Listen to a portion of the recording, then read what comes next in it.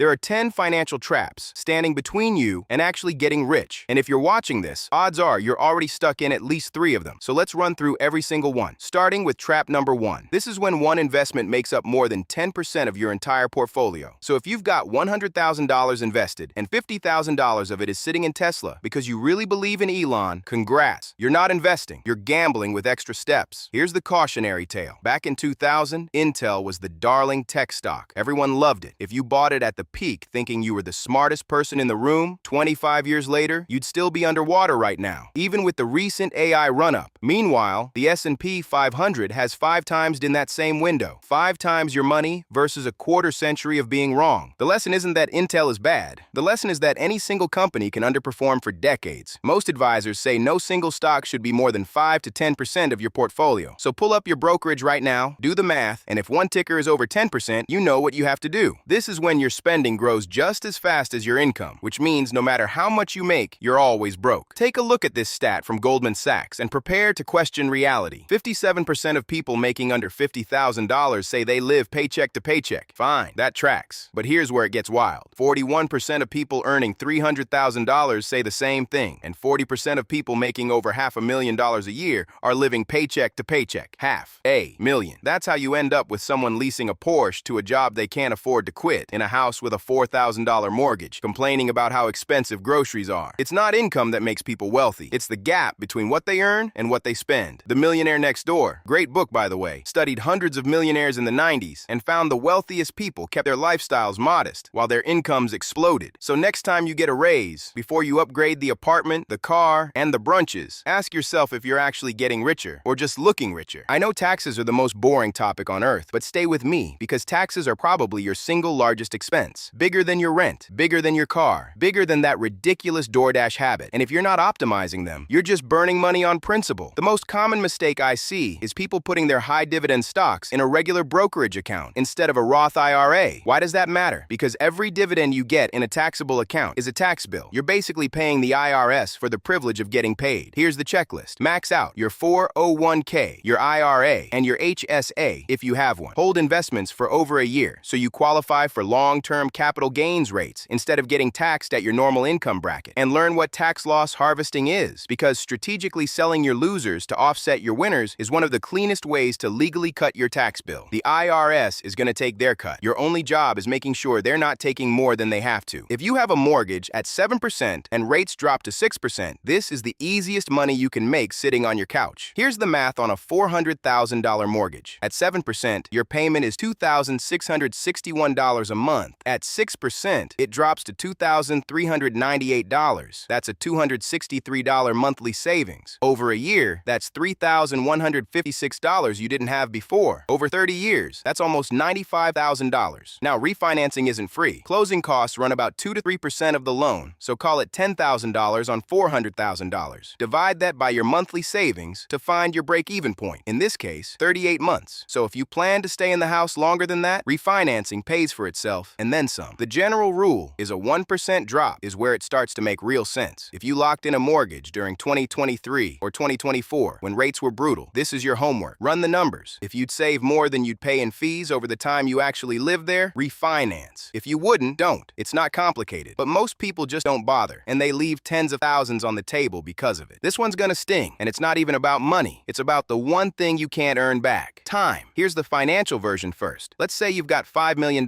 invested at a conservative 5% return. That's $250,000 a year, about $684 every single day. Your money is making more in 24 hours than most people make in a week. So at some point, the question stops being, how much can I earn? And starts being, what am I trading my hours for? And is it actually worth it? But here's the part that's brutal. The number one regret of people on their deathbeds is that they work too much. Not, I should have started a business. Not, I should have made more money. Just, I missed too much. So grind hard when you're young and building the foundation. But once your portfolio is doing real work for you, audit yourself. If your money is generating 6 figures a year passively and you're still pulling 80-hour weeks, you're not building wealth anymore. You're avoiding your life. This is the trap nobody thinks they're in. A few good years of returns, and suddenly you're convinced you're some kind of investing savant. You know this guy. Maybe he picked Nvidia in 2023 and wrote it for a 200% gain. Maybe he caught the 2021 GameStop wave and screenshotted his Robinhood account in the group chat. Whatever the moment was, it gave him just enough enough confidence to start trusting the gut, so he doubles down, concentrates the portfolio, buys leveraged ETFs, maybe even gets into options on Fridays, just for fun. Here's the data nobody wants to hear. Dalbar runs an annual study tracking how the average individual investor actually performs. And over the last 30 years, retail investors have underperformed the S&P 500 by roughly 4% per year. Not because they picked the wrong stocks, because they panic sell at the bottom and FOMO buy at the top. Their own behavior costs them about half their potential returns. A 2-year hot streak in a bull market doesn't make you a great investor. It usually just means the tide was rising. The real test is what you do when the tide goes out. And statistically, most people fail it. This is the trap that didn't even exist 5 years ago, and it's already drowning a generation. Buy now, pay later. Klarna, Affirm, Afterpay. The whole split this into 4 payments industry. Here's the math that should terrify you. Per the CFPB, Pay in 4 BNPL went from $2.2 billion in originations in 2019 to $43.9 billion in 2023. That's a 20 times explosion in 4 years. 53 million Americans used it in 2023, and the average user is juggling more than 6 loans with their lender of choice. The trap isn't the loan. The trap is what BNPL does to your brain. Harvard Business School ran the numbers and found that after people start using BNPL, their checking account balances drop and their overdraft rate goes up. Translation: people are spending money they don't have, getting hit with overdraft fees, and not connecting the dots. Splitting a $42